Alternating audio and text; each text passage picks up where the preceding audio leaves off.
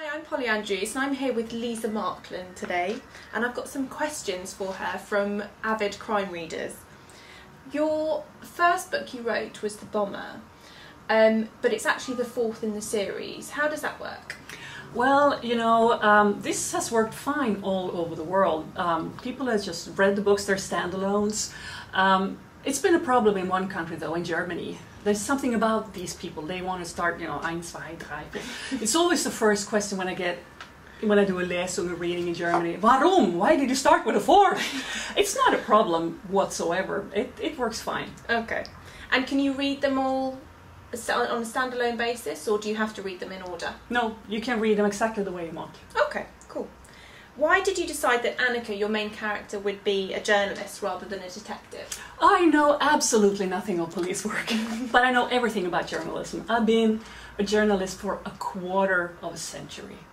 Okay. And I know basically, I've written every kind of story you can think of, and I've made all the mistakes. Okay, does that mean there are lots of similarities between you and Annika? Yes, there is, because we're both women living in Stockholm and we're journalists. Okay. We're women second-degree human beings, so we share a lot of experiences, but I'm not her. I mean, she has such a terrible background, poor thing. I mean, her father died drinking, her mother's an alcoholic, she doesn't have any contact with her. She killed her first boyfriend. I mean, none of those. Yeah. Good. But we have a lot in common, of course. I think all women do. And I wanted somebody that I could identify with. That's why I created her in the first place. Okay. Did you originally set out to write a series, or did you just write that first book because you wanted to? I had 5 books already in my head when I started writing the first one. And number 4 was closest to me at the time because I'd been executive editor over the Channel 4 News in Sweden, and The Bomber is about power at work and what people are doing to each other in a closed society like a workplace. The powers that are around there are tremendous. People are doing terrible things to each other at work. Did you have any idea how successful the series would be? Oh God, no. I mean, I've been writing about the same stuff my whole life. Women, women's rights, violence against children and women, and nobody has ever wanted my articles and all my papers. When I came with my articles that I've written at home mostly, one of my bosses finally said, "You and your women, nobody wants them, they don't sell, why don't you give up?" And I said, stubbornly, "I think you're wrong. I'm a simple person. I think what affects me and what I think is interesting and unjust, I think everybody, most people agree with me." So I was the last person on earth who thought my books would sell that are about the same thing. Yeah.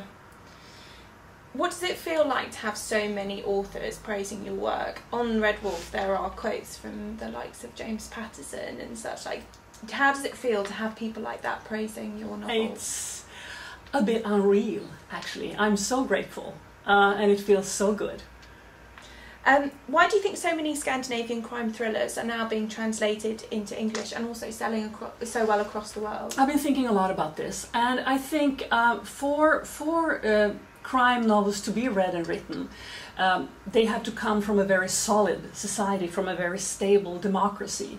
All over the Western world, as I say, more or less half, and sometimes even more than half of the books on the bestseller list are thrillers and crime novels. But if you go to Argentina, for example, or South America, there are none. I mean, you can find gossip novels and sex novels and historical novels there, but there's no crime. In order to read and appreciate fictitious violence, you need to live somewhere solid and safe. And what more society on earth can be more solid and safe than Sweden? I mean, we haven't been at war since 1809 when the Russians took Finland from us. I mean, we're every year on the UN's list of the country in the world that's the best place to live if you want to fulfill your dreams. So I think we have a need to kind of explore violence and to examine fear in the safety of our own homes. Okay. The Larson books have been extremely popular and are now being turned into a Hollywood film by David Fincher. If you were to have a film made of your novels, who would play the starring role? Who would play Annika? Actually, the people who made the Millennium films, the Swedish version of the Millennium films, they are now making all of my books into films as well. Wow. And I know they're filming in Stockholm as we speak. My editor called me just now and she said that David Finch is outside her bedroom window screaming, action, action! The woman who's going to play Annika in the series is called Malin Krepin. She's absolutely fantastic. Cool. You've just published a book together with James Patterson, definitely a name most people will know. What was the experience like? It was such a pleasant ride. I really, really like James Patterson, or Jim, as he's called. He's a fantastic guy. I mean, I knew he would be funny and smart. I mean, he wouldn't be where he is if he wasn't funny and smart, but he was really, really humble. He really listened to me, and that's the only thing that really surprised me, that we got along so well with absolutely no frustration whatsoever. It was a fantastic experience. Do you have any particular writing rituals when you get up in the morning? Do you have to always have a coffee? Do you always write a minimum of 1,000 words a day, that sort of thing? Oh well, yeah, I'm a coffee abuser. I drink a lot of coffee.